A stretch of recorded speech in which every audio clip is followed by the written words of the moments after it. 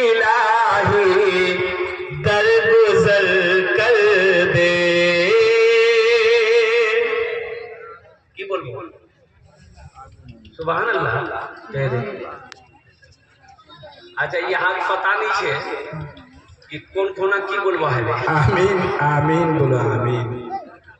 अरे कब आमीन बोलना है कब सुभान अल्लाह बोलना है यहाँ पते नहीं छे।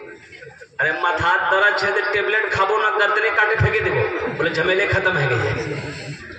आमीन बोलबो की बोलबो बोलते गुनाहों पे हो शर्मिंदा इलाही दरगुजर कर दे।